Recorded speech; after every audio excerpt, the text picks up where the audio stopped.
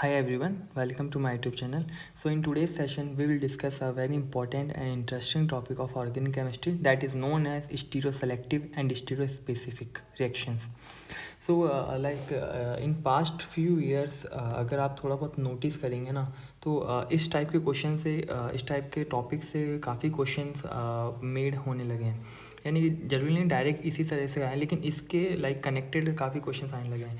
तो आज हम इसी टॉपिक को डिस्कस करेंगे कि stereo selective and stereo specific reactions क्या होती हैं, कैसे इनको आइडेंटिफाई किया जा सकता है, क्या डिफरेंस है इनके बीच में, और कुछ एग्जांपल्स के बारे में बात करेंगे अपन क्लियरली बेसिक तौर पर. सो आज का जो टॉपिक है ये बेसिकली कैरी एंड सिंडबर्ग बुक से लिया गया है, chapter number 2 and topic number is 2.4. सो देखिए ये काफ़ी डिटेल टॉपिक है और इसमें काफ़ी अच्छा एक्सप्लेन भी कर रखा है. That's Y I choose this book. तो इसके अंदर थ्योरी काफ़ी है. अब सारी थ्योरी को डिस्कस करना यानी एक एक लाइन में पढ़कर सुनाऊंगा तो दैट इज़ नॉट पॉसिबल. सो और वही थ्योरी एग्जांपल्स में तो हम सिर्फ एग्जांपल डिस्कस करेंगे और थ्योरी में जो इंपॉर्टेंट कंसेप्चुअल पार्ट है वो मैं आपको अंडरलाइन करता रहूँगा ताकि आप लेक्चर खत्म होने के बाद बुक से इसको अच्छे से रिवाइज कर सकें. So I hope you will better understand what is stereo selective and stereo specific reaction. So let's start. So basically stereo selective and stereo specific reaction अगर मैं एक सिंपल से लाइन के अंदर अगर डिफ्रेंशिएट करूँ ना इन दो चीज़ों को तो स्टीरियो सेलेक्टिव सिंपल सी बात है जहाँ पर सिलेक्शन होगा. स्टीरियो सेलेक्टिव यानी कि जहाँ पर आपके पास सेलेक्टिव का मतलब क्या होता है, जहाँ पर हमारे पास चॉइस होती है बेसिकली. यानी कि फॉर एग्जांपल आप अपने कॉलेज से घर जाते हैं तो आपके पास 2 पाथ हैं जाने के लिए, लेकिन आप उनमें से किसी एक पाथ का चूज़ करेंगे. या इससे भी आसान, आपको कॉलेज से घर जाना है तो आप या तो मेट्रो से जा सकते हैं या फिर आप बस से जा सकते हैं. आप दोनों पाथ से जा सकते हैं, लेकिन आप मेट्रो चूज़ क्यों करते हैं? क्योंकि मेट्रो में आपको थोड़ा रश कम मिलेगा एज़ कम्पेयर ट्रैफिक से बस कंपैरिजन में. सो सेलेक्टिविटी का मतलब है कि आपके पास 2 पाथ होंगे लेकिन आप एक को चूज़ करेंगे उसमें से, लेकिन दूसरे की पॉसिबिलिटी होगी थोड़ी बहुत. लेकिन आप अगर स्टीरियो स्पेसिफिक रिएक्शन के ऊपर बात करते हैं ना, स्टीरियो स्पेसिफिक रिएक्शन, तो स्टीरियो स्पेसिफिक रिएक्शंस वो होती हैं बेसिकली जहाँ पर चॉइस इन्वॉल्व नहीं होती, नो चॉइस. यानी कि केवल एक ही पाथ होगा जहाँ से आप रिएक्शन को प्रोसीड करा सकते हैं. यानी कि रिएक्शन जो बेसिकली होगी आपके पास, उसके लिए आपके पास सिर्फ और सिर्फ एक ही पाथ दिखाई देगा आपको. सो इनके बारे में और डिटेल में बात करेंगे क्या है क्या नहीं है, लेकिन थोड़ा बहुत आओ थ्योरी जो है बात करते हैं. ठीक है. If a reaction shows a preference for one of the stereo isomer it is stereo selective. यानी कि सपोज दैट किसी रिएक्शन के अंदर 2 प्रोडक्ट बन रहे हैं आर एंड एस. अगेन मैं मेरी बात को आप ध्यान से सुनिए. मैं ये कह रहा हूँ कि अगर किसी रिएक्शन में 2 प्रोडक्ट बन रहे हैं आर एंड एस, यानी कि 2 चॉइस हैं वहाँ पर, लेकिन एक डोमिनेंट है वहाँ पर, तो यानी कि रिएक्शन ने 2 में से एक को सेलेक्ट करा है मेजर प्रोडक्ट में, तो that type of reactions are known as stereo selective reaction. ठीक है. तो यहाँ पर हम बेसिकली 2 पार्ट हैं इसमें, part A and part B, और इन दोनों में हम डिस्कस करेंगे स्टीरियो सेलेक्टिव और stereo specific. Okay. Stereo selectivity intimately related to the mechanism of the reaction. यानी स्टीरियो सेलेक्टिविटी जो है ना वो रिएक्शन की मैकेनिज्म पर डिपेंड करती है. यानी कि अकॉर्डिंग टू मैकेनिज्म प्रोडक्ट की क्वांटिटी ईल्ड जो है वो चेंज होती रहेगी आपके पास. सम रिएक्शंस आर स्टीरियो स्पेसिफिक. कुछ रिएक्शंस आपके पास कैसे होती है? Stereo specific. एक बहुत इंपॉर्टेंट बात जो मैं आपको लेक्चर के एंड में बताऊंगा कि stereospecific reaction stereoselective भी हो सकती है आपके पास. ठीक है. इसको अपन एंड में डिस्कस करेंगे, एग्जाम्पल भी दूंगा मैं आपको. That is reaction in which stereoisomeric reactant each provide stereoisomer product. यानी कि केवल एक ही आपके पास रिएक्टेंट होगा, वो डायरेक्ट आपको प्रोडक्ट बता देगा. For example the SN2 substitution reaction results in an inversion of the configuration.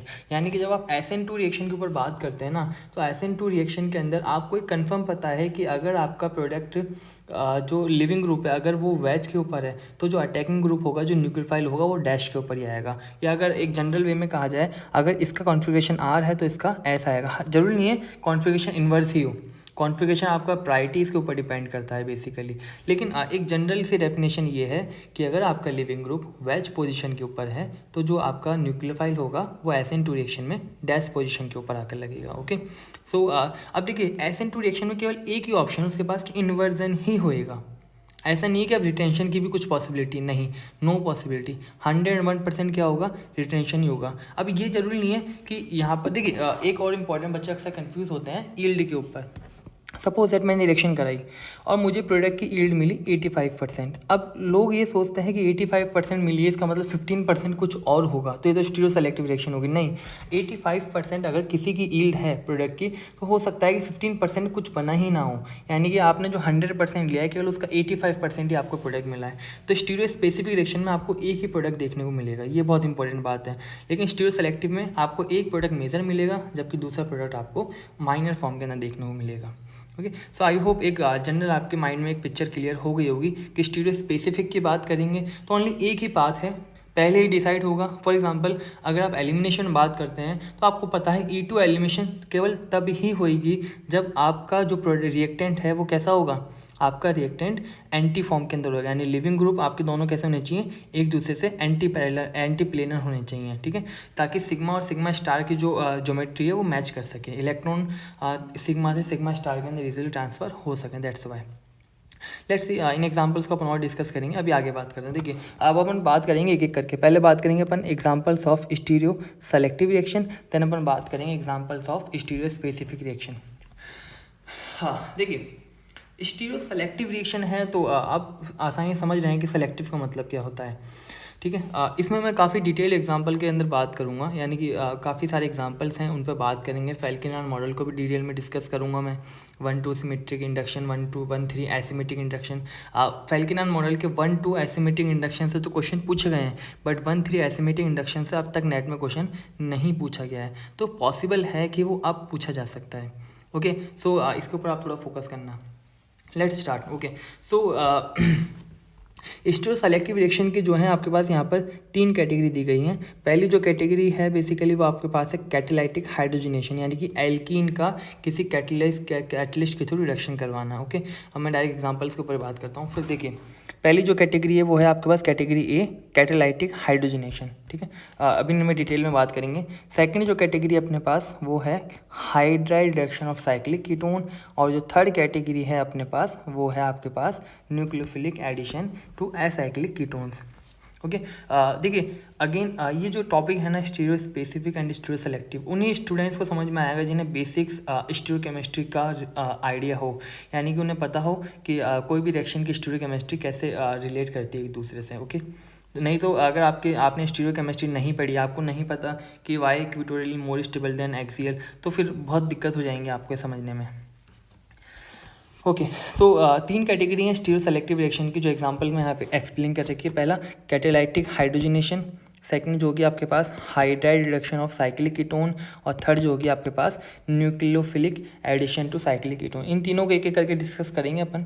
तो देखिए पहली कैटेगरी क्या है आपके पास, कैटेलाइटिक हाइड्रोजनेशन। अब जो आपके पास हाइड्रोजनेशन होता है ना, कैटेलाइटिक हाइड्रोजनेशन जो अपनी पहली कैटेगरी है, कैटेलाइटिक हाइड्रोजनेशन, तो ये अगेन 2 पार्ट्स में डिवाइड है। First heterogeneous catalytic hydrogenation, and second को मैं थोड़ा यहाँ लिख देता हूँ, सेकंड वन इज होमोजीनस। कोई ज़्यादा डिफरेंस नहीं है इन दोनों के बीच में, ठीक है। हेट्रोजीनस बेसिकली वो रिएक्शन होता है, वो हाइड्रोजनेशन होता है जहाँ पर कैटलिस्ट की जो फॉर्म है और बेसिकली वो रिएक्टेंट की फॉर्म से डिफरेंट हो आपके पास। फॉर एग्जांपल यहाँ पर अपन प्लेटिनम मेटल लेते हैं और उसके साथ में अपन H2 लेते हैं, और ज़रूरी नहीं है प्लेटिनम मेटल हो, पैलेडियम भी हो सकता है या फिर वो निकल भी हो सकता है आपके पास। अब देखिए प्लेटिनम, पैलेडियम, निकल मेटल होते हैं और सॉलिड फॉर्म में होते हैं, और हाइड्रोजन कैसे होती है आपके पास, गैस। तो एक तरीके से, और जो रिएक्टेंट आप लोगे वो ऑब्वियसली किस फॉर्म में लेते हो आप, लिक्विड फॉर्म के अंदर लेते हैं, यानी कि सॉल्वेंट फॉर्म के अंदर या सॉल्यूशन फॉर्म में लेते हैं अपन, ताकि रिएक्शन हो जाए। तो यहाँ पर क्योंकि फेजेस डिफरेंस है, that's why this type of hydrogenation known as heterogeneous catalytic hydrogenation, ठीक है। और होमोजीनस के अंदर अपने पास आते हैं जहाँ पर फेज सेम रहती है। फॉर एग्जांपल काफ़ी फेमस एग्जांपल इसके विल्किंसन कैटलिस्ट अपने पास, अपन खूब इससे अच्छी तरीके से जो स्टूडेंट्स नेट की प्रिपरेशन कर रहे हैं उन्हें काफ़ी आइडिया होगा इसका। सेकंड आता है आपके पास कार्प ट्री या क्रैबट्री, अलग अलग नाम है इसके। इसका एक बहुत इंपॉर्टेंट एग्जांपल है जो अब तक मैंने मतलब अक्सर मतलब इस पर क्वेश्चन अभी तक नहीं आया, मे भी पॉसिबल है कि अब आ सकता है, क्योंकि मैं अगेन फिर कह रहा हूँ कि CSIR अब ऐसा नहीं है कि इजी एग्जांपल से रिपीट कर रहा है। CSIR इज़ लाइक अब वो, क्योंकि देखिए रिसर्च जितना एडवांस होगा, कंपटीशन जितना ज़्यादा होगा, अब पेपर का लेवल भी उतना ही बढ़ेगा, क्योंकि रिसर्च के लिए अगर आप अपना विज़न ओपन नहीं करेंगे, अगर आप रेफरेंस बुक को नहीं पढ़ना स्टार्ट करेंगे तो फिर एग्ज़ाम नहीं निकलता, स्पेसिफिकली ऑर्गेनिक केमिस्ट्री के अंदर। तो इस तरह से हैं। तो यहाँ पर ये जो कॉम्प्लेक्स होते हैं ये भी बेसिकली आपके पास किस फॉर्म में होते हैं, लिक्विड फॉर्म के अंदर ये सॉल्यूशन तैयार होता है। तो दोनों की फेस सेम रहती है, रिएक्टेंट की कैटलिस्ट की, that's why these are homogeneous, यानी कि जब फेस क्या हो जाए, सेम हो जाए। तो एक एक करके बात करेंगे। देखिए पहले अपन बात करते हैं, फर्स्ट अपन बात करेंगे हेट्रोजीनस। हेट्रोजीनस आप लोगों ने जिन्होंने थोड़ा बहुत सरफेस केमिस्ट्री पढ़ा है उनको पता होगा कि जो मेटल होते हैं ना, प्लेटिनम पैलेडियम, इनकी सरफेस के ऊपर क्या होता है, पोर्स प्रेजेंट होते हैं, पोर। तो इन पोर के ऊपर हाइड्रोजन गैसेस आके क्या हो जाती है, बाइंड हो जाती है, H2 गैस। ये गैसेस आके इनकी सरफेस के ऊपर बाइंड हो जाती है, देखिए कुछ इस तरीके से। ओके उसके बाद क्या होता है कि एल्किन यहाँ पर आके एडजस्ट हो जाएगी और फिर रिडक्शन हो जाता है। तो इसके मैकेनिज्म है, आप इसको पढ़ सकते हैं जिन्होंने नहीं पढ़ा। ओके देखिए अब मैं बात करता हूँ इनके एग्जांपल्स की। फॉर एग्जांपल कैटलाइक हाइड्रोजनेशन के 3 एग्जांपल दे रखे हैं। पहला ये ना प्लेटिनम बाई H2, अगर आप H2 का एडिशन करेंगे तो दोनों हाइड्रोजन जो होंगे आपके पास सिन में आके अटैक करेंगे और दोनों हाइड्रोजन आपके बेसिकली एक एक हाइड्रोजन आके इस कार्बन के ऊपर आ जाएगा, डैश। अब 2 पॉसिबिलिटी है इसके अंदर, या तो दोनों हाइड्रोजन जो हैं वो क्या करें, सिन पोजीशन से अटैक करें, या दोनों हाइड्रोजन से करें, एक हाइड्रोजन अप साइड से, दूसरा हाइड्रोजन डैश साइड से। अब है ना बहुत से लोग इसमें कंफ्यूज होते हैं कि ये तो सेम लाइक जैसे एडिशन ऑफ ब्रोमिनेशन करते हैं अपन, या फिर एडिशन ऑफ वाटर करते हैं, तो वहाँ पर भी तो सेम केस होता है यहाँ पर। लेकिन देखिए वो रिएक्शन जो है ना, एडिशन ऑफ ब्रोमीन और एडिशन ऑफ हेलोजन जो है ना, वो स्टीरियो स्पेसिफिक रिएक्शन है। लेकिन जो रिडक्शन ऑफ एल्कीन है ना कैटलाइटिक हाइड्रोजनेशन के थ्रू, वो स्टीरियो सेलेक्टिव रिएक्शन। उसका रीज़न क्या है, उसका रीज़न यहाँ मैकेनिज्म के अंदर छुपा हुआ है। देखिए आप ध्यान से देखिए, ये आपका पाई कॉम्प्लेक्सेस है यहाँ पर, ठीक है। ये आपका डबल बॉन्ड आके यानी कि कुछ इस तरह से होगा, C डबल बॉन्ड C, एक ये R1, इस side R2, R3 and R4। Okay तो ये डबल बॉन्ड जो होगा बेसिकली आपके पास, मैं थोड़ा कलर चेंज कर लेता हूँ। ओके तो ये जो डबल बॉन्ड आपको दिख रहा है, बेसिकली ये डबल बॉन्ड मेटल के साथ बाइंड करेगा जहाँ पर वैकेंट पोर प्रेजेंट होंगे। अब उसके बाद क्या होगा, एक हाइड्रोजन जो होगा, जैसे ये हाइड्रोजन होगा, ये यहाँ पर अटैक कर देगा। जैसे ही यहाँ पर अटैक करेगा तो अब देखिए एक हाइड्रोजन यहाँ पर अटैक कर चुका है, यानी कि अब एक ही बॉन्ड है। तो ये जो सिंगल बॉन्ड है ना, आपको पता है सिंगल बॉन्ड के अंदर रोटेशन पॉसिबल है। तो अगर मान लीजिए कोई बल्की ग्रुप प्रेजेंट होगा या कुछ किलेशन वाला ग्रुप प्रेजेंट होगा, तो ये मॉलिक्यूल अब रोटेट कर सकता है अपनी स्टेबिलिटी के लिए, जैसा कि आप ट्रिपलेट कार्बन के अंदर भी देखते हैं। ठीक है, ट्रिपलेट कार्बन के अंदर होता यह है कि वो जब ट्रिपलेट कार्बन होती है तो वहाँ पर जो बेसिकली इलेक्ट्रॉन्स रहते हैं वो सेम स्पिन में रहते हैं, तो एक के अटैक के बाद वो थोड़ा सा रोटेट करने लग जाते हैं। तो अगर कहीं रोटेशन की कंडीशन पॉसिबल होती है तो इस तरह की जो रिएक्शन होती है बेसिकली वो आपके पास कैसी होती है, वो आपके पास स्टीरियो सेलेक्टिव।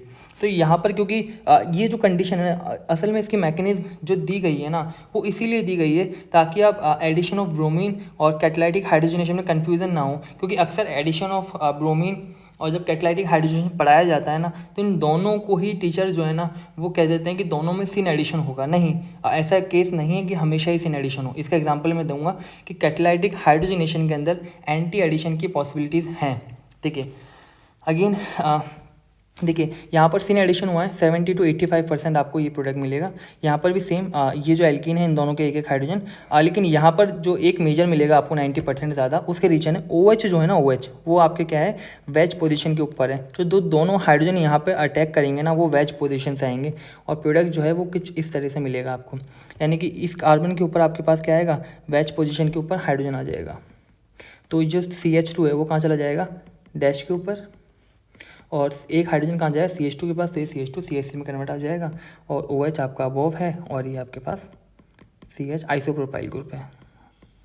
इसको आप कुछ लाइक चेयर के अंदर भी ड्रॉ कर सकते हैं। अब देखिए ये तीसरा एग्जांपल जहाँ मैं बात कर रहा था कि किस तरह से कैटलाइटिक हाइड्रोजनेशन जो है वो एडिशन ऑफ ब्रोमीन और एडिशन ऑफ लाइक हेलोजन्स के एडिशन से डिफरेंट वेराई करता है। इस कंडीशन के अंदर अगर आप ध्यान से देखेंगे ना, तो CH3 एक बल्की ग्रुप है। होना ये चाहिए था कि अगर मैं मान लेता हूँ कि CH3 वेज पोजीशन के ऊपर, सपोज मैं ये कहता हूँ कि CH3 मेरा वेज पोजीशन के ऊपर 1 मिनट के लिए, ठीक है, ये CH3 अगेन यहाँ पर Pta/H2 है। तो अब होगा ये कि ये हाइड्रोजन अटैक करेगा यहाँ पर। प्रोडक्ट तो आपको क्या मिलना चाहिए था कि अगर CH3 वेज पोजीशन के ऊपर है तो आपको डैश के ऊपर कहानी सारी मिलनी चाहिए थी, ये वाला आपको मेजर मिलना चाहिए था। लेकिन अगर आप ध्यान से देखें तो ये वाला एग्जांपल है कुछ इस तरीके से, ये लेकिन ये कितना है 25%, जबकि मेजर क्या है ये वाला। उसका रीज़न ये है कि अगर आप ये वाला कन्फर्मर बनाते हैं ना, एक बार मैं इसको रफ कर देता हूँ ताकि जगह हो जाए थोड़ी सी। अगर आप ये वाला कन्फर्मर बनाते हैं, जैसे मैं 25% ड्रॉ करता हूँ, तो इसमें दोनों क्या है CH3 अप डायरेक्शन के ऊपर है ये, तो एक इक्वेटोरियल CH3 एक क्या है एक्सियल है। लेकिन मैं 75% वाला बनाता हूँ तो एक CH3 डाउन है और दूसरा CH3 अप पोजीशन के ऊपर है। देखिए दोनों कैसे हैं इक्वेटोरियल, यानी कि अपनी स्टेबिलिटी के लिए यहाँ पर जो एडिशन होगा वो एंटी एडिशन हो जाता है। तो इसी तरह से क्योंकि एक चॉइस पॉसिबिलिटी थी यहाँ पर, यानी इसके पास एक दूसरा पाथ भी था, तो इसके थ्रू क्या करा इसने, बेसिकली इसके थ्रू इसने अपने आप को मोर स्टेबल के अंदर सेलेक्टिविटी ली अपने लिए।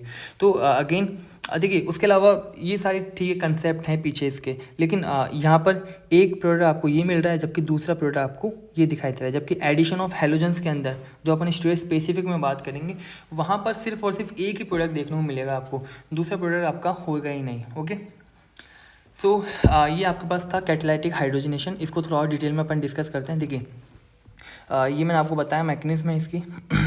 हाँ, अगेन जो एक थ्योरी के अंदर जो एक इंपॉर्टेंट बात यहाँ पर हिडन है, द फेशियल स्टीरियो सेलेक्टिविटी। यहाँ देखिए the facial stereo selectivity, let me change the colour of pen. The facial steric selectivity of hydrogenation is affected by the presence of polar functional group।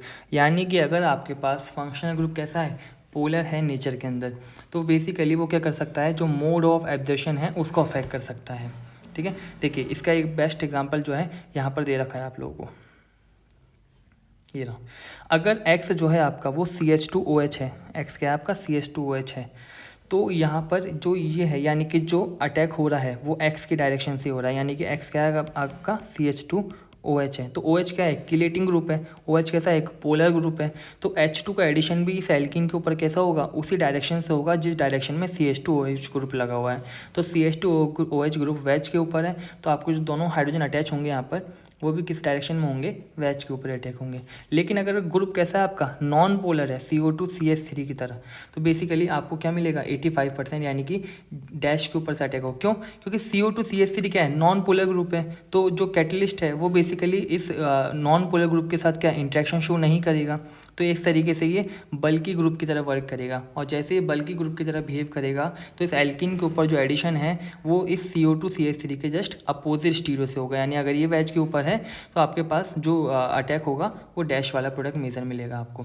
ठीक है, इसको मैंने same discuss करा है अपने एक पुराने वीडियो के अंदर, मैं उसका आपको लिंक भी दूंगा अपने डिस्क्रिप्शन बॉक्स के अंदर, आप वहाँ डिस्कस कर सकते हैं। इस साल ही इसी तरह कंसेप्ट से क्वेश्चन पूछा गया है, तो हो सकता है नेक्स्ट ईयर यानी कि दिसंबर 2024 या फिर IIT गेट 2025 वाले एग्ज़ाम में आपको इस तरह का एग्जाम्पल देखने को मिल जाए। बहुत इंपॉर्टेंट है। अगेन देखिए इसमें पहली कंडीशन तो ये थी कि आपको पोलर फंक्शनल ग्रुप से अफेक्ट कर सकता है, और कुछ ऐसे भी हो सकते हैं बेसिकली जहाँ पर आपके साथ क्या हो सकता है कि जो प्रोडक्ट है ना वो आपका बेसिकली जो सॉल्वेंट है उससे अफेक्ट हो जाए। फॉर एग्जांपल यहाँ पर सॉल्वेंट है आपके पास, इस केस को मैंने काफ़ी डिटेल में डिस्कस करा है अपने एक पुराने लेक्चर के अंदर, मैं आपको डिस्क्रिप्शन दूंगा तो आप उसको वहाँ चेक कर सकते हैं। देखिए अगर सॉल्वेंट आपका हेक्सेन है यानी कि नॉन पोलर सॉल्वेंट है आपका, कैसा है नॉन पोलर, और ये दोनों कैसे सॉल्वेंट है, पोलर सॉल्वेंट है। तो देखिए अगर आपके पास सॉल्वेंट आपका नॉन पोलर है तो अटैक जो है ना आपका मेजर जो बन रहा है वो सिस वाला मेजर बन रहा है, यानी कि CH2OH आपका यहाँ पे लगा हुआ है, और आपका जो सॉल्वेंट है वो अगर नॉन पोलर है तो जो एल्किन के ऊपर जो एडिशन हो रहा है वो उसी डायरेक्शन से हो रहा है जिस डायरेक्शन में आपका CH2OH ग्रुप है। यानी कि आपका सिस मेजर बनेगा। लेकिन अगर पोलर सॉल्वेंट है ना, तो अब पोलर ग्रुप होने के बावजूद भी आपको जो प्रोडक्ट मेजर मिलेगा वो क्या मिलेगा, ट्रांस मिलेगा। इसका रीज़न क्या है, reason is competing hydrogen bonding of solvent. यानी कि अगर आपका सॉल्वेंट नॉन पोलर है तो जो आपका कैटलिस्ट है, जो यहाँ पर कैटलिस्ट होगा यानी कि जो H2PD/C होगा, बेसिकली वो आपके इस पोलर फंक्शनल ग्रुप के साथ इंटरेक्ट करके इसी स्टीरियो से अटैक करेगा। लेकिन सॉल्वेंट अगर आपका पोलर है तो अब जो यहाँ से इंटरेक्शन हो रहा था ना कैटलिस्ट का, वो इंटरेक्शन अब इस CH2OH के साथ ना होके बल्कि कहाँ होगा, आपके सॉल्वेंट के साथ इंटरेक्शन हो जाएगा। और सॉल्वेंट के इंटरेक्शन की वजह से अब CH2OH एज अ बल्कि ग्रुप वर्क करेगा, तो फिर अटैक आपका CH2OH के ट्रांस में होगा। ठीक है, इसको मैंने एक काफ़ी डिटेल के अंदर एक्सप्लेन भी कर रखा है, क्योंकि जुलाई 2024 के अंदर इसी से बिलोंग एक क्वेश्चन पूछा गया था। तो वो मेरी एक प्रीवियस वीडियो में है, मैं लिंक दूंगा आपको डिस्क्रिप्शन में, आप उसको वहाँ पे देख सकते हैं इसीलिए। देखिए ये जो अब तक कहानी थी ना, मैंने आपको बताया था कैटालाइटिक हाइड्रोजनेशन आपका दो कैटेगरी के अंदर है। कैटालाइटिक हाइड्रोजनेशन दो कैटेगरी में है। पहला कौन सा था आपका, पहला था आपके पास बेसिकली आपका जो पहला था वो था हेट्रोजिनस, जो कि अब तक अपन ने डिस्कस करा। दूसरा क्या है, होमोजिनस। यहाँ से जो स्टार्ट हो रहा है वो सेकंड है आपका होमोजिनस कैटालाइटिक हाइड्रोजनेशन।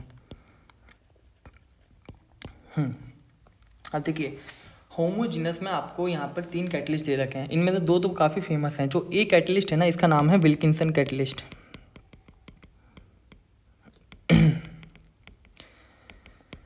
और जबकि जो सी कैटलिस्ट है उसको अपन कहते हैं, सी कैटलिस्ट का नाम है कार्बट्री कैटलिस्ट। ये अगेन बहुत इंपॉर्टेंट, मेरा फेवरेट मुझे जो इस टॉपिक के अंदर सबसे अच्छा कंसेप्ट लगा वो यही था, कार्बट्री कैटलिस्ट वाला। इसकी एक बहुत यूज़फुल इम्पैक्ट है इसका रिएक्शन के अंदर। ये क्वेश्चन भी आपको देखने को मिल सकता है। मैं ये कह रहा हूँ कि इस लेक्चर से आपको नेट या गेट के अंदर एक क्वेश्चन जरूर देखने को मिलेगा फ्यूचर के अंदर। बहुत इंपॉर्टेंट लेक्चर है आपके लिए। देखिए compound A is known as Wilkinson catalyst and basically compound C complex C Crabtree catalyst. अब देखिए ये इसकी मैकेनिज्म दे रखी है। पहले इंट्रैक्शन होता है मेटल के साथ, ऑर्गेनिक मेटेलिक केमिस्ट्री में आपने पढ़ा होगा एमसी के अंदर कैसी रिएक्शन प्रोसीड करती हैं। उसके बाद क्या होता है, ऑक्सीडेटिव एडिशन होगा, फिर माइग्रेशन होता है, देन रिएक्टिव एलिमिनेशन के थ्रू एल्केन बन के अलग हो जाता है और आपका रिएक्टेंट अलग डायरेक्शन में चला जाता है। देखिए इसके अलावा एक जो है कि आपका यहाँ पर जैसे इसने इम्पोर्टेंट जो बात करी ना, वो कार्बट्री कैटलिस्ट के ऊपर बात करी है। मतलब होमोजिनस के अंदर भी कार्बट्री कैटलिस्ट के ऊपर काफ़ी बात करी है। देखिए क्या कह रहा है, as in heterogeneous hydrogen substituent can affect the stereo selectivity of reduction by forming an additional bond metal side, this requires that to be sufficient ligand position to accommodate binding by substituent. यानी कि जिस तरह से आपका heterogeneous के अंदर जो polar functional group था वो रिएक्टिविटी स्टीरियो को अफेक्ट कर रहा था, उसी तरह से यहाँ पर भी सेम वही चीज़ देखने को मिलती है आपको। ठीक है, और ईल्ड पहले से ज़्यादा मिलती है। अब देखिए IR प्लस कैटलिस्ट है यहाँ पर, तो OH जिस स्टीरियो में होगा ना, यहाँ पर एडिशन ऑफ हाइड्रोजन भी क्या होगा, उसी स्टीरियो से होगा। यानी कि OH अगर वेज पर है तो दोनों जो हाइड्रोजन होंगे आपके वेज पर आके अटैक होंगे। देखिए अगेन 99:1 यानी 99 तो आपको दोनों हाइड्रोजन वेज से मिलेंगे और एक के अंदर आपको हाइड्रोजन क्या हो सकता है, डैश से भी देखने को मिल सकता है। देखिए अगेन CH2OH अगर आप वेज डायरेक्शन के ऊपर लेंगे, ये कार्बट्री कॉम्प्लेक्स है। अगर वो इरिडियम कॉम्प्लेक्स की बात करता है तो कार्बट्री होगा, और अगर रोडियम की बात कर रहा है तो विल्किंसन होगा। आगे के एग्जांपल्स में और चेक करेंगे इस अपन। तो यहाँ पर भी जिस स्टीरियो में आपका CH2OH पोलर फंक्शनल ग्रुप लगा हुआ है, उसी स्टीरियो से आपके हाइड्रोजन का भी एडिशन होगा यहाँ पर। अगेन ये बहुत इंपॉर्टेंट कंसेप्ट है, इसको वेरी वेरी इंपॉर्टेंट मार्क कर लेना आप अपने बुक्स के अंदर, या अगर नोट्स बना रहे हो आप तो इसको नोट्स में भी काउंट कर लेना आप। देखिए यहाँ पर लास्ट वाला जो केस था ना, मैं आपको बताता हूँ, ये वाला केस जो अभी अपन डिस्कस कर रहे थे। एक बार इसको थोड़ा सा मैं क्लीन कर देता हूँ ताकि आपको समझने में थोड़ी आसानी रहे।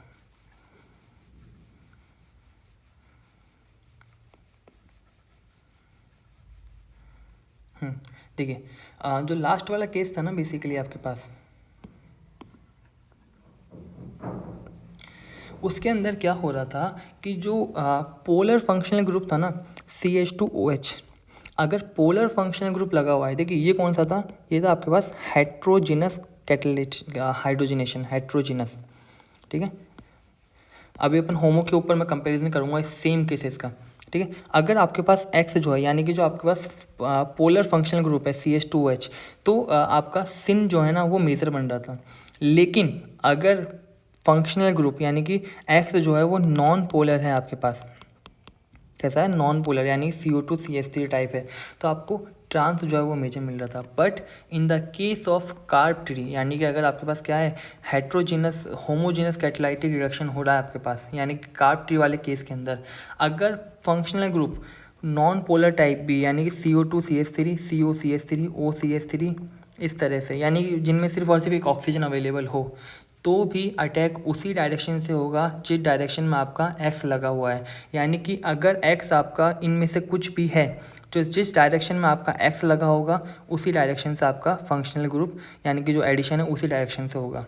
ठीक है। अगेन मैं आपको वापस बताता हूँ, अगर कुछ इस तरह से केस है, ये X है आपके पास, ये X, अरे वेट एक मिनट, अगर X आपके पास CO2CH3 है और यहाँ पर अगेन CH3 है, दो कंडीशन है इसमें आपके पास, दो टाइप की रिएक्शन पॉसिबल है इसमें।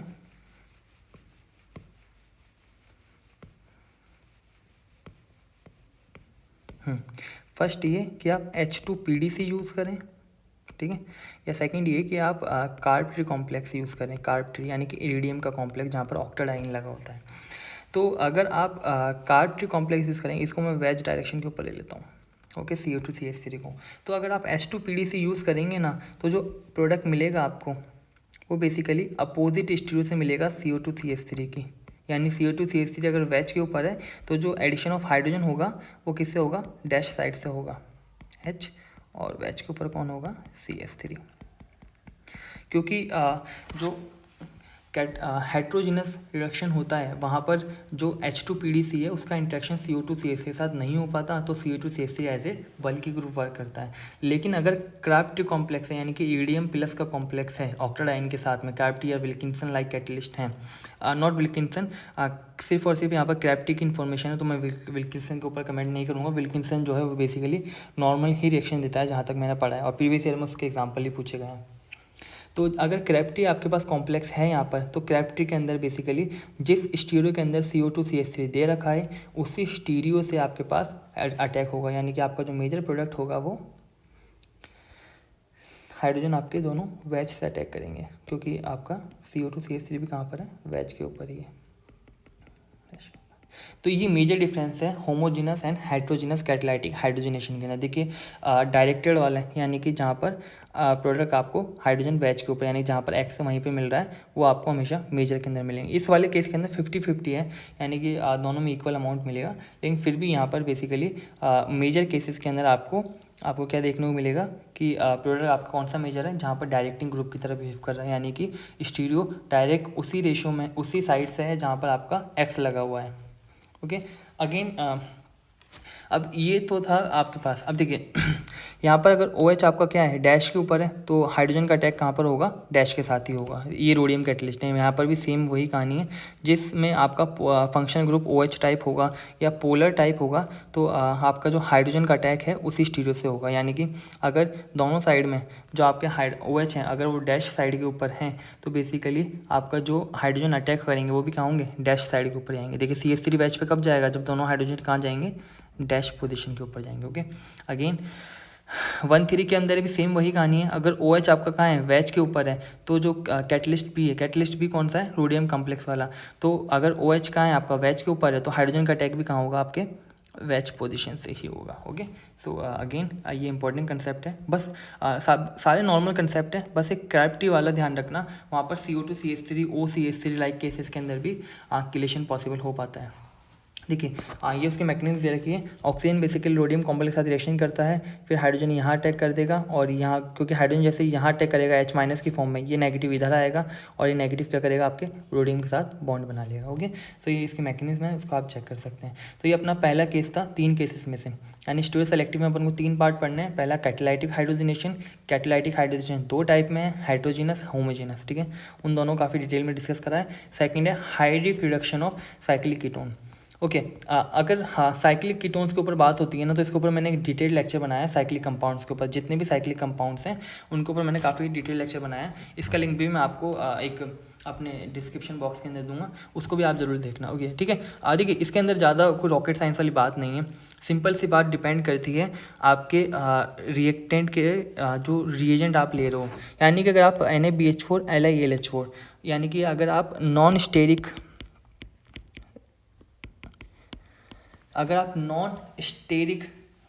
कैटलिस्ट ले रहे हो, नॉन स्टेरिक रिड्यूसिंग एजेंट ले रहे हो, ठीक है, जहाँ पर ओनली H- होगा, तो वहाँ पर H- जो होगा वो एक्सियल साइड से आके अटैक करेगा और मेजर जो होगा आपको क्या मिलेगा, एक्सियल वाला देखने को मिलेगा। ठीक है, फॉर एग्जांपल जैसे इस वाले केस के अंदर, ठीक है, इन सब के अंदर जो इक्वेटोरियल से अटैक होगा ना वो क्या है, माइनर है, एक्सेप्ट दिस वन। ठीक है, उसका भी रीज़न मैं बताता हूँ आपको। ठीक है, इसकी है ना सिंपल सी ट्रिक ये है कि दो चीज़ें हैं जो डिपेंड करती हैं। पहला आपका जो आप रिएजेंट ले रहे हो, अगर रिएजेंट आपका नॉन स्टेरिक है, ठीक है, कैसा है, नॉन स्टेरिक रिएजेंट है। नॉन स्टेरिक कौन कौन सा है, इसको मैं नंबरिंग देता हूँ, ABCDEF। ठीक है, ए और बी कैसे हैं, नॉन स्टेरिक हैं।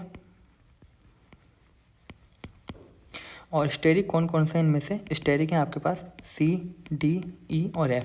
तो नॉन स्टेरिक वाले केस के अंदर क्या होगा आपके पास, बेसिकली आपको एक्सियल वाला जो है ना, यानी कि जो हाइड्रोजन अटैक करेगा वो आपके एक्सियल पोजीशन से अटैक करेगा, यानी कि कुछ इस तरह से आपको यहाँ हाइड्रोजन और OH कहाँ चला जाएगा आपका, इक्वेटोरियल, और यहाँ पर टर्शियरी ब्यूटाइल ग्रुप आपका आ जाएगा। यानी कि जो हाइड्रोजन का अटैक होगा वो कहाँ से होगा, एक्सेल साइड से। अगर स्टेरिक हैं, लाइक जैसे LiAlOMe का होल थ्राइज और LiAlH और टर्शियरी ब्यूटाइल का होल थ्राइज H है, इस तरह से हैं, तो यहाँ पर आपको जो मेजर देखने को मिलेगा ना, वो मेजर आपका कौन सा होगा, इक्वेटोरियल वाला मेजर हो जाएगा। कौन सा मेजर हो जाएगा आपके पास, इक्वेटोरियल वाला। ओके, सो यहाँ पर बेसिकली CDF के अंदर जो आपका मेजर होगा वो ये वाला प्रोडक्ट देखने को मिलेगा आपको। यानी कि इनके अंदर तो आपको आंख बंद करके क्या बना देना है, मेजर को आप कौन सा बनाओगे, मेजर आप इक्वेटोरियल वाला बना दोगे। ठीक है, तो ये चीज़ आपको थोड़ा सा ध्यान रखनी है अपने हर एग्जाम्पल्स के अंदर। ओके अगेन देखिए, लेकिन अगर थर्ड पोजीशन के ऊपर क्या हो, थर्ड पोजीशन के ऊपर ये जो थर्ड है, अगर यहाँ पर बल्कि ग्रुप लगे हो ना, तो फिर चाहे से स्टेरिक हो या फिर नॉन स्टेरिक हो, आपका अटैक कहाँ से होगा, इक्वेटोरियल वाला ही आपका मेजर बनाई देगा। देखो जैसे इस वाले इस एग्जांपल के अंदर देखो, क्योंकि थर्ड पोजीशन के ऊपर मिथाइल ग्रुप लग रहे हैं, तो मेजर कौन सा आपका, इक्वेटोरियल वाला ही आपका मेजर है यहाँ पर। ओके क्योंकि इसमें इक्वेटोरियल एक्सेल नहीं होता है, इसमें क्या होता है, एक्सो एंडो। तो यहाँ पर क्योंकि नीचे क्या रहता है, बल्क रहता है, तो इस वजह से अटैक कहाँ से होगा, ऊपर से। लेकिन अगर ऊपर की साइड ये बल्कि ग्रुप आ जाए तो फिर अटैक कहाँ से हो जाएगा, नीचे की साइड से अटैक हो जाएगा, यानी कि यहाँ पर एंडो वाला अटैक मेजर हो जाएगा और इसमें एक्सो वाला। ठीक है, तो ये कुछ एग्जाम्पल्स हैं जिनको आप काफ़ी डील कर सकते हैं। ओके ये मैंने काफ़ी डिस्कस कर दिया इनको। हाँ, अब देखिए, अब अपन बात करते हैं अपनी तीसरी कैटेगरी की, यानी कि न्यूक्लियोफिलिक एडिशन, यानी स्टीरियो सेलेक्टिविटी का तीसरा एग्जांपल जो है अपने पास। देखिए 3 केसेस बताए थे मैंने आप लोगों को। पहला catalytic hydrogenation, second hydride reduction of cyclic ketone, इसका एक डिटेल लेक्चर मैंने बना भी रखा है, और तीसरा है nucleophilic addition to acyclic ketone. बात करते हैं nucleophilic addition to acyclic ketone के ऊपर। देखिए अगर आप बात करते हैं stereo selective nucleic addition to acyclic carbonyl group, तो इसमें 2 केसेस हैं आपके पास। ठीक है, 2 केसेस हैं आपके पास। पहला है 1-2 एसिमेट्रिक इंडक्शन और दूसरा है 1-3 एसिमेट्रिक इंडक्शन।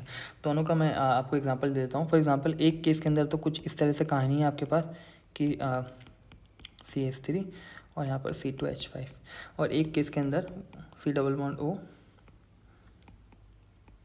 CH3 और C2H5, यानी कि कीटोन ग्रुप और CH3, यानी कि जो कायल सेंटर है वो 1 और 2 पोजीशन के ऊपर है, और एक में कीटोन ग्रुप और जो कायल पोजीशन है वो 1, 2 और 3 पोजीशन के ऊपर है। तो अगर सेकंड पोजीशन के ऊपर आपके पास कोई कायल ग्रुप है, एसिमेट्रिक पॉइंट है या कायल कार्बन है, तो वो किस तरह से अफेक्ट करेगा, और अगर थर्ड पोजीशन के ऊपर कायल कार्बन है तो वो किस तरह से अफेक्ट करेगा, ये अपन देखेंगे यहाँ पर। ओके, सो देखिए इसके लिए जो मॉडल होता है वो फेल्किनान और एंटी फेल्किनान मॉडल होता है।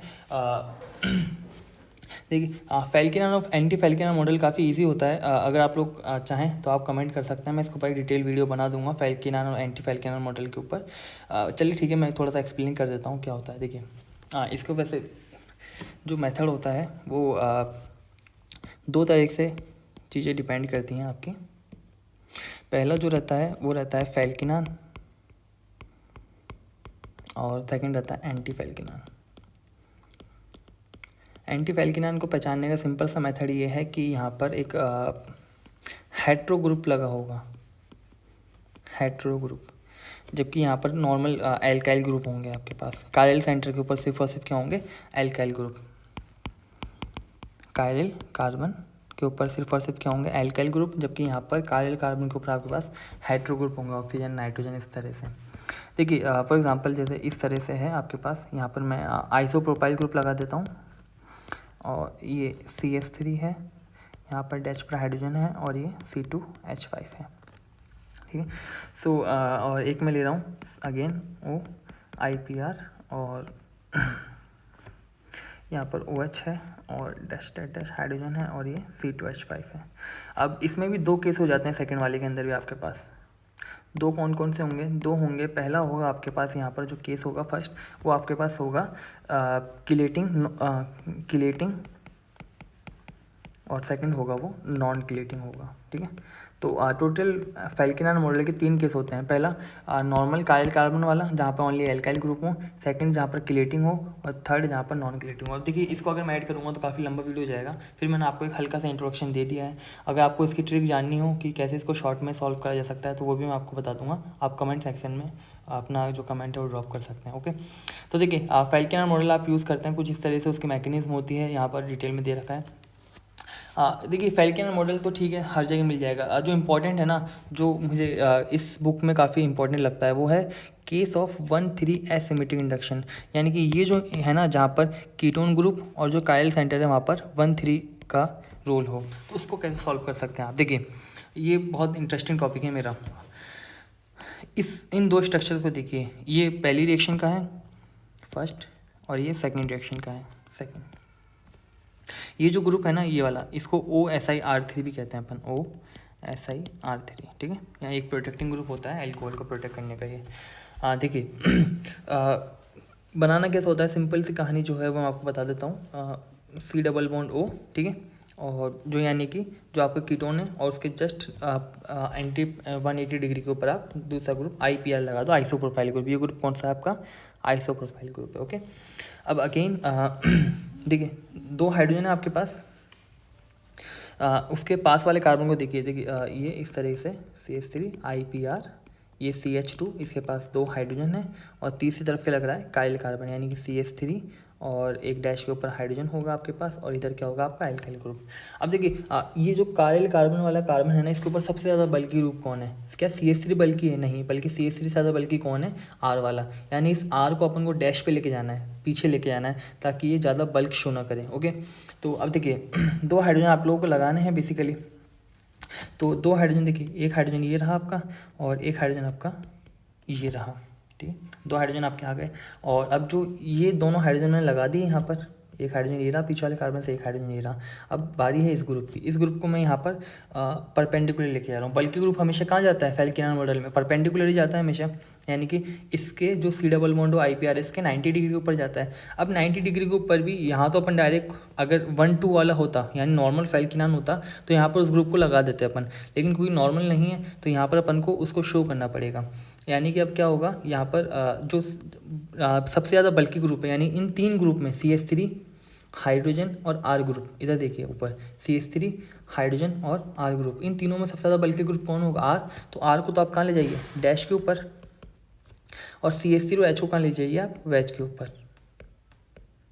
देखिए सेम ये कंडीशन है यहाँ पर, सेम वही कंडीशन है, ठीक है। तो अब न्यूक्लियोफाइल आपका अटैक करेगा और जैसे न्यूक्लियोफाइल अटैक करेगा तो आपको आपकी स्टीरियो मिल जाएगी। अब देखिए न्यूक्लियोफाइल कहाँ से अटैक करेगा, न्यूक्लियोफाइल अटैक वहाँ से करेगा जहाँ पर आपके पास बेसिकली क्या होगा, दोनों हाइड्रोजन लगे होंगे उसी साइड से। यहाँ से तो अटैक न्यूक्लियोफाइल बेसिकली यहाँ से तो अटैक करेगा नहीं इन दोनों के अंदर ही। क्यों, यहाँ से अटैक क्यों नहीं कर सकता, क्योंकि खुद इतने बल्कि ग्रुप है कायल कार्बन, तो अटैक कहाँ से होगा, हाइड्रोजन की साइड से। इसका अगर शॉर्टकट मेथड चाहते हो ना आप, तो वो इतना सा है कि इस R ग्रुप को जो है ना, इस R ग्रुप को आप प्लेन से हटाकर इधर ले आइए, यानी कि इस वाली डायरेक्शन के अंदर, वेज या डैश के ऊपर कहीं पर भी ले आइए, फिर आप उसको ईजिली कर सकते हो। देखिए फॉर एग्जांपल जैसे यहाँ पर है, ये है, ठीक है। मैं इस R ग्रुप को घुमाता हूँ थोड़ा, थोड़ी सी मुझे जगह चाहिए, ठीक है, मैं थोड़ा सा इसको इधर डिस्कस कर लेता हूँ अपने। IPR, ये CH3 है, यहाँ पर हाइड्रोजन डैश पर है, और ये R ग्रुप बल्कि ग्रुप है, क्योंकि बल्कि ग्रुप के अपोजिट साइड से अटैक होगा, तो इस R ग्रुप को मेरे को क्या करना है, इधर लेकर आना है। अब देखिए आप इसको रोटेट कर सकते हैं, R को आप इधर ले आइए, हाइड्रोजन को आप इधर ले जाइए, और CH3 को आप कहाँ ले आइए, बेसिकली R की जगह पे ले आइए, ठीक है। यानी कि IPR डबल बॉन्ड O कुछ इस तरीके से, और ये आपका हाइड्रोजन कहाँ गया, डैश के ऊपर आ गया, ठीक है, और वैज के ऊपर हाइड्रोजन वैज के ऊपर आ गया, R कहाँ चला गया, डैश के ऊपर, और प्लेन में कौन आ गया, CH3। अब आप H माइनस का अटैक कराइए, ठीक है, आप इस कीटोन का रिडक्शन करवाइए। अब देखिए कीटोन का रिडक्शन, क्योंकि R क्या है, बल्कि ग्रुप है, अगर R डैश के ऊपर है तो अटैक कहाँ से होगा, वैज से अटैक होगा, यानी कि H माइनस कहाँ से अटैक करेगा, वैज से अटैक करेगा, IPR, ठीक है। और अगर H माइनस वैज से अटैक करेगा तो OH कहाँ चला जाएगा, डैश के ऊपर, यानी कि कीटोन का रिडक्शन होकर OH डैश पे जाएगा, और इस तरीके से H that that dash R और ये CH3।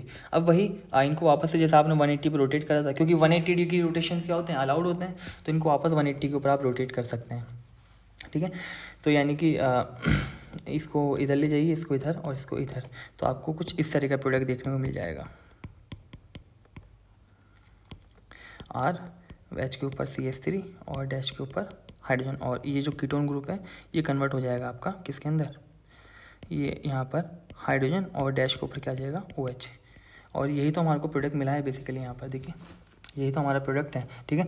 तो आप जो बल्कि ग्रुप है ना उसको ले आइए। अब देखिए यहाँ पर R बल्कि ग्रुप तो है, लेकिन यहाँ पर क्या है, एक हेट्रो ग्रुप प्रेजेंट है ऑक्सीजन वाला। फैल्किनान में दो ही तो केस होते हैं, एक तो होता है जहाँ पर सारे क्या हों, एल्किल ग्रुप हों, और एक कैटेगरी कौन सी होती है जहाँ पर क्या हो प्रेजेंट हो, आपके पास कोई हेट्रो ग्रुप प्रेजेंट हो। तो यहाँ पर हेट्रो ग्रुप प्रेजेंट है, और परपेंडिकुलर कौन रहता है, हेट्रो ग्रुप ही। तो यहाँ पर जो डैश पर रहेगा वो कौन रहेगा, देखिए नीचे की साइड, यहाँ पर डैश पर आपके कौन रहेगा, यहाँ पर डैश पर कौन था, बल्कि ग्रुप था, क्योंकि कोई हेट्रो ग्रुप नहीं है। लेकिन अगर कोई हेट्रो ग्रुप हो तो बेसिकली अब वो डैश के ऊपर जाएगा, तो वो डैश पे जाएगा। तो जिस स्टीरियो में आपका ये है बेसिकली, जिस स्टीरियो में आपका क्या प्रेजेंट है, बल्कि ग्रुप प्रेजेंट है, अब वहाँ पर अटैक क्या होगा, उसकी अपोजिट डायरेक्शन से हो जाएगा। यानी कि अगर OT में MDS वैच के ऊपर प्रेजेंट है, तो क्योंकि ये क्या करेगा, बल्क प्रोड्यूस करेगा, तो जो H माइनस है वो H माइनस कहाँ से अटैक करेगा, वो डैश साइड से अटैक करेगा, और डैश साइड से अटैक करेगा तो OH कहाँ चला जाएगा, वैच के ऊपर। तो ये वाला प्रोडक्ट आपको मेजर देखने को मिल जाएगा। तो अगेन मुझे ये लगता है कि गेट के अंदर इस टाइप का क्वेश्चन MSQ में पूछा जा सकता है कि भाई इन रिएक्शन में कौन कौन से मेजर बनेंगे, कौन सा कॉम्बिनेशन आपको दे देंगे, और दोनों रिएक्शन का मेजर पूछेंगे, भाई AB है, AC है, AD है, यानी चारों दे देंगे आपको, और चारों में फिर आपको MSQ में या कुछ पूछा जा सकता है कि कौन कौन से प्रोडक्ट किस रिएक्शन के मेजर हैं। तो ये क्योंकि गेट में ऐसा क्वेश्चन अभी तक पूछा नहीं गया है, तो हो सकता है पॉसिबली आपको इस बार देखने को मिल जाए। तो ये तीसरी कंडीशन थी हमारे पास उस केस की। अब अगेन ये फैल्किनर मॉडल किलेटिंग केस है, यहाँ पर ये डैश के ऊपर प्रेजेंट हुआ, लेकिन इसको अगर आप ऊपर लेके जाओगे, यानी कि RC डबल बॉन्ड O, ये इसको इन्वर्स कर दीजिए, यानी जो R ऊपर है ना, इस R को नीचे ले आइए। R जैसे नीचे आएगा तो OR ग्रुप कहाँ चला जाएगा, वैच के ऊपर। अब वैच के ऊपर जाएगा तो मेटल आके इन दोनों के साथ किलेटिंग कर लेगा। अब जिस स्टीरियो में OR है उस स्टीरियो में तो ऑक्सीजन के साथ किलेशन हो चुका है, यानी 5 मेंबर रिंग बन चुकी है। तो जो अब H माइनस अटैक करेगा, तो जिस स्टीरियो में OR है उसके अपोजिट साइड से अटैक करेगा, यानी कि OR कहाँ गया, रिवर्स होने की वजह से वैच के ऊपर आ चुका है, तो अटैक कहाँ से होगा, डैश से होगा, ठीक है। तो अटैक डैश से होगा, और फिर नॉर्मली वापस से इसको इन्वर्स कर देंगे तो आपको वही प्रोडक्ट देखने को मिल जाएगा आपका। आई होप आपको ये समझ में आया होगा। तो ये था अपने पास स्टीरियो सेलेक्टिव रिएक्शन। तो आज के लिए अपन इतना ही रखते हैं। स्टीरियो स्पेसिफिक मैं नेक्स्ट क्लास के अंदर अपलोड करूँगा, क्योंकि नहीं तो वीडियो बहुत लॉन्ग हो जाएगा। तो आज के लिए अपन इतना ही रखते हैं, बाकी स्टीरियो स्पेसिफिक जो होगा उसको मैं नेक्स्ट क्लास के अंदर डिस्कस करूँगा। तो आई होप आपको ये समझ में आई होंगी चीज़ें काफ़ी। तो प्लीज़ अगर वीडियो समझ में आई है तो चैनल को सब्सक्राइब कीजिए, वीडियो को लाइक कीजिए, और कमेंट में बताइए कि आप कुछ कमी लगी हो तो आप कमेंट कर सकते हैं, मैं उसको नेक्स्ट टाइम में आपके लिए और भी ईजी कर दूँगा। कोई चीज़ समझ नहीं आई हो तो बता देना, स्टीरियो स्पेसिफिक के अंदर उसको डिस्कस कर लिया जाएगा। तो थैंक यू, आज के लिए इतना ही।